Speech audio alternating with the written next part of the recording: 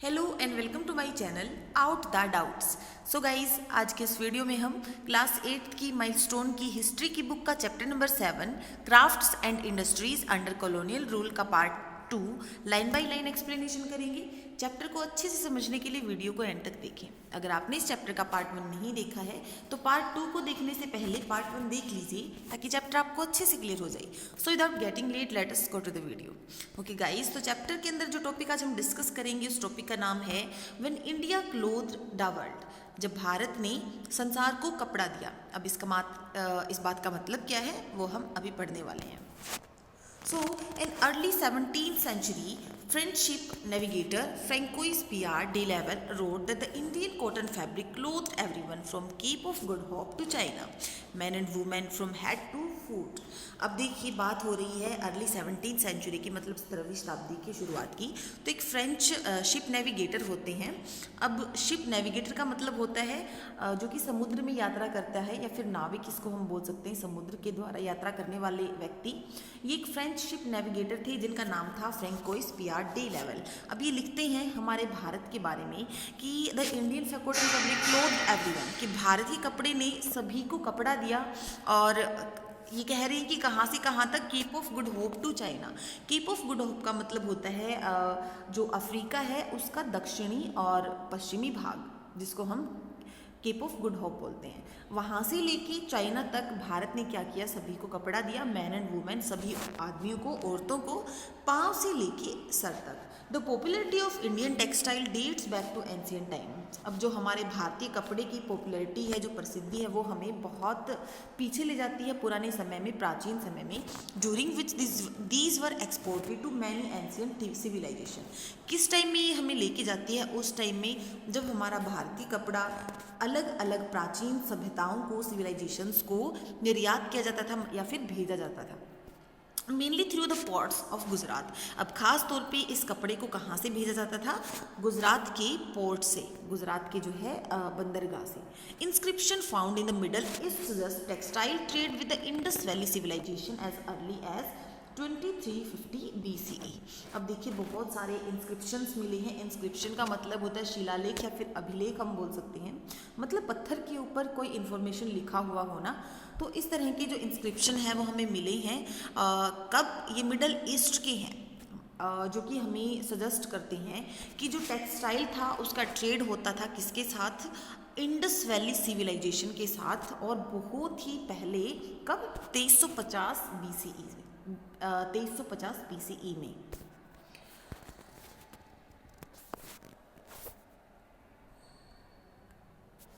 Indian textile were famous for fine quality, elegant designs and excellent craft work. अब हमारा जो भारतीय कपड़ा था वो फेमस था किसके लिए, उसकी फाइन क्वालिटी के लिए, मतलब उसकी जो क्वालिटी होती थी वो बहुत अच्छी होती थी। उसके ऊपर जो डिज़ाइंस बने होते थे वो बड़े ही आकर्षक होते थे, और जो उसके ऊपर क्राफ्ट वर्क होता था वो भी बड़ा एक्सीलेंट टाइप का होता था, मतलब बहुत ही सुंदर, या फिर एक्सीलेंट क्राफ्ट, इसको क्राफ्ट वर्क इसको इसीलिए बोला गया है क्योंकि उसके ऊपर बड़ी सफाई से, साफ सफाई से बहुत अच्छा काम किया हुआ होता था। This is evident from the diary entry of an Arab trader. अब इस बात का भी एविडेंट सबूत हमें मिलता है एक अरब के व्यापारी हैं उनकी डायरी से, जिनका नाम है Suleman, who visited Kozhikode, now Calicut, in 1850 AD। अब देखिए, उनकी डायरी के अंदर हमारे भारतीय कपड़े के बारे में जो लिखा गया है, उनका नाम है सुलेमन, और वो क्या करते हैं, हमारे इंडिया के अंदर कोझिकोड में वो जो है विजिट करते हैं, वहाँ पे वो आए थे। और अभी जो कोझिकोड है ये अभी कालीकट में है। अभी बात हो रही है 1851 AD की। अब वो हमारे भारत के बारे में लिखते हैं, Indian garments are made in so extraordinary a manner that now here as are the like to be seen. देखिए, भारतीय जो कपड़ा है वो बड़ा ही असाधारण है, बड़ा ही असाधारण का मतलब है अद्भुत हम बोल सकते हैं, जिसके जैसा कोई दूसरा नहीं है। और जो है इस तरह का कपड़ा शायद ही कहीं पे देखने को मिले। These garments are woven to the degree of fineness that they may be drawn through a ring of middling size.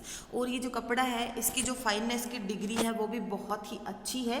India traded extensively in the South East Asia and West and Central Asia.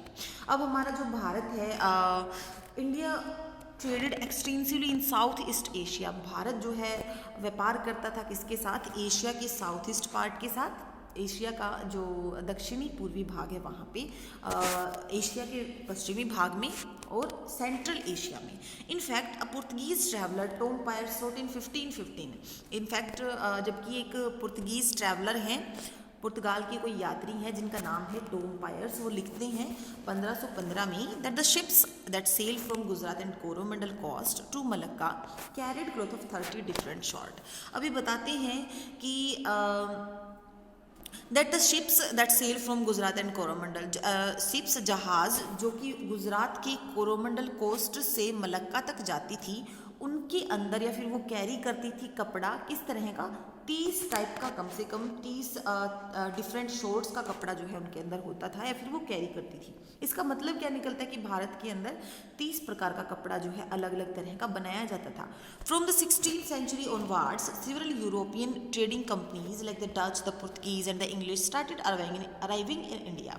और देखिए 16th century के बाद जो है आने वाले time में बहुत सारी जो यूरोपियन ट्रेडिंग कंपनीज थी, जो यूरोपीय व्यापारिक कंपनियां थी, वो भारत आने लग गई थी, जैसे कि डच, पुर्तगीज़ और इंग्लिश। उन्होंने भारत में आना शुरू कर दिया था यहाँ से भारतीय कपड़े को खरीदने के लिए और यूरोप के अंदर इसको बेचने के लिए।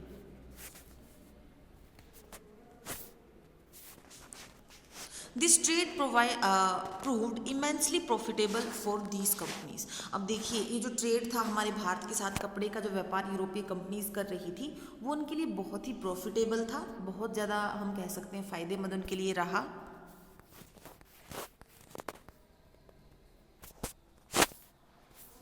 You may be surprised to know that many Indian words related to textile made their way into English because of the long and prosperous textile trading association between India and Europe।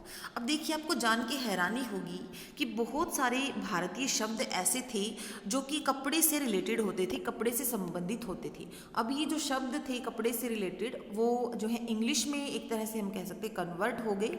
किसके कारण? क्योंकि हमारा जो भारतीय कपड़ा था वो बहुत लंबे समय तक और बहुत ही समृद्धि उसको जो है मिली हुई थी, क्योंकि यूरोप, इंडिया का जो है यूरोप के साथ क्या होता था, ट्रेड होता था, व्यापार होता था।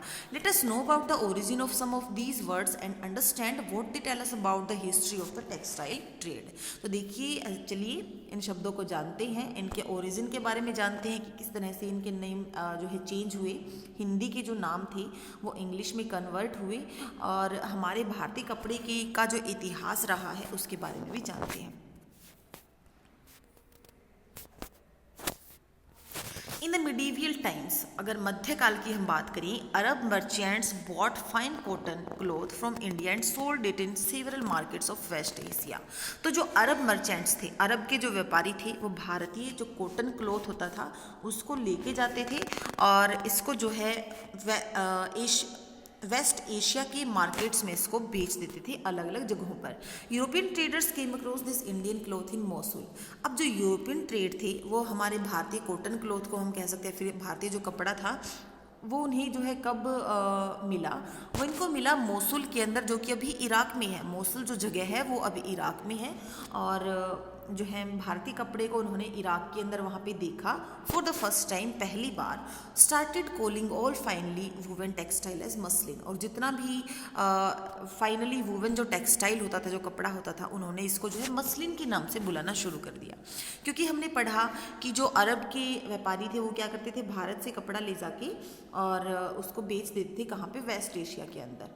अब जो ये कपड़ा जो था, ये यूरोप के लोगों ने या फिर यूरोप के व्यापारियों ने इसको कब देखा, उनको ये मिला था मोसुल के अंदर, जो कि इराक में है, और उसके बाद जो है इसका नाम जो है मोसुल से मसलिन पड़ गया।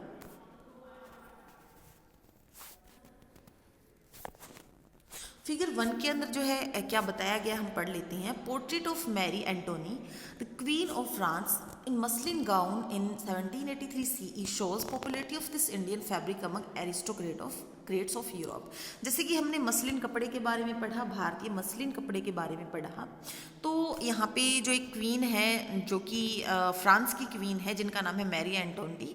अब इन्होंने जो है इसी मसलिन कपड़े को पहना हुआ है एक गाउन के रूप में, एक गाउन जो है इससे बना हुआ है, और ये बात हो रही है 1783 CE की, जो कि हमारे भारतीय कपड़े की पॉपुलैरिटी को शो करती है। अगर एक क्वीन, मान लीजिए फ्रांस की जो क्वीन थी, अगर वो हमारे भारतीय कपड़े को पहन रही है तो ये क्या शो करता है कि हमारा जो भारतीय कपड़ा था बहुत ही आकर्षक होता था या फिर बहुत ही फाइन क्वालिटी का होता था, जिससे कि जो एरिस्टोक्रेट्स थे फ्रांस के अंदर, यूरोप के अंदर, जो अमीर वर्ग था या फिर जो राजा जो थे, रानियाँ जो थी, वो भी इस कपड़े को बड़े शौक से पहनते थे।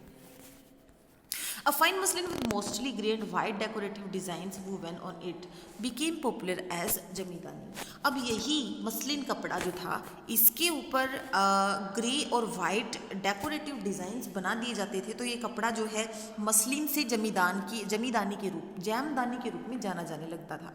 Often a blend of cotton and gold thread was used in weaving jamdani fabric. अब जमीदानी फैब्रिक को बनाने के लिए कई बार जो है अक्सर ब्लेंड ऑफ कॉटन मतलब कॉटन के धागे और गोल्ड कलर का जो थ्रेड है इसके अंदर, इसका यूज़ किया जाता था।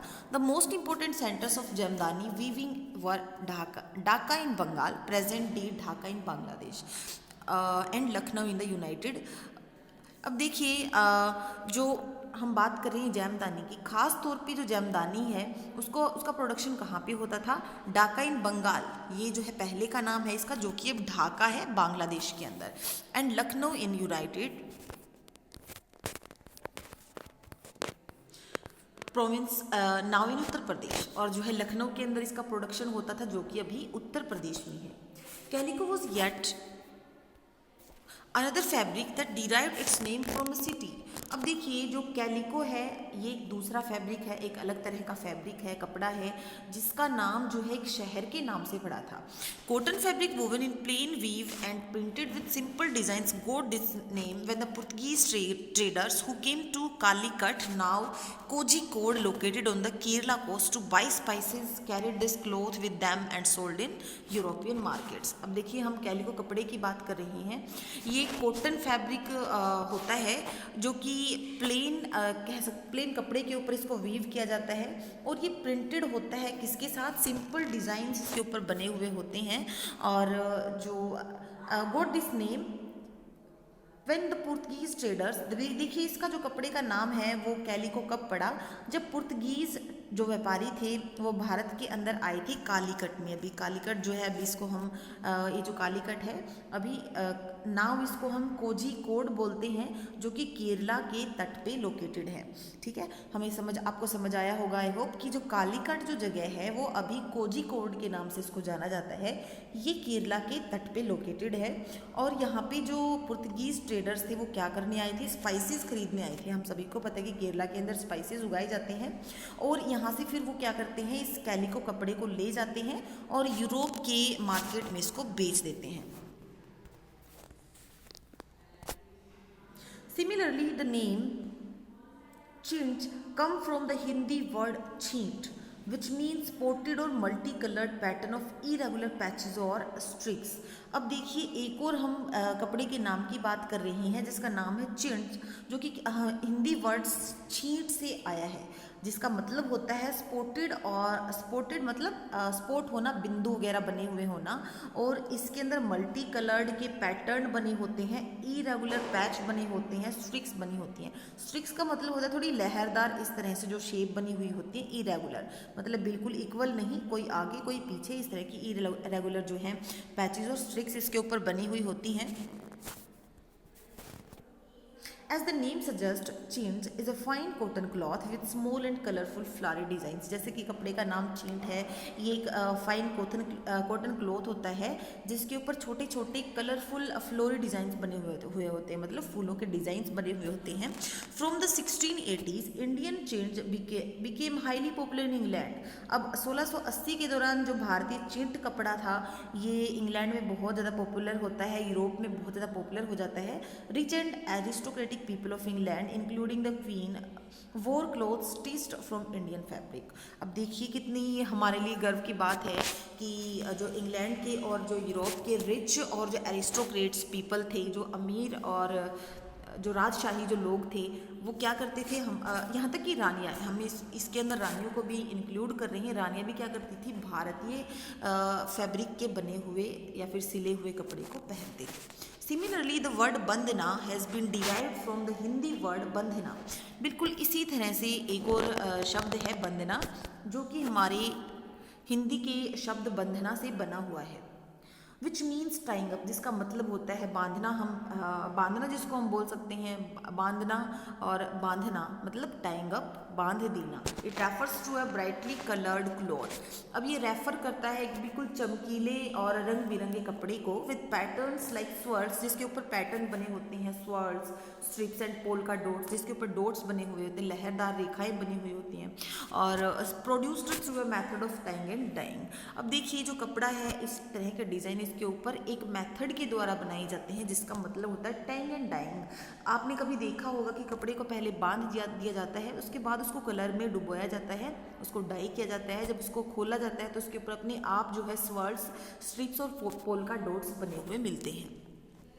It was mostly produced in Rajasthan and Gujarat. अब ये जो इस तरह का कपड़ा है, जो बांधना या फिर बांधना जो कपड़ा है, वो खास तौर पे राजस्थान और गुजरात में प्रोड्यूस किया जाता है। These days bandhna refers to any bright printed scarf for the neck और हेड। अभी की अगर बात करें इन दिनों की, तो जो बांधना है वो किसको रेफर करता है? ऐसा चमकीला कपड़ा या फिर प्रिंटेड स्कार्फ, या फिर जो ऐसा स्कार्फ जो कि या तो गर्दन पे लपेटा जाता है फिर हेड पे पहना जाता है।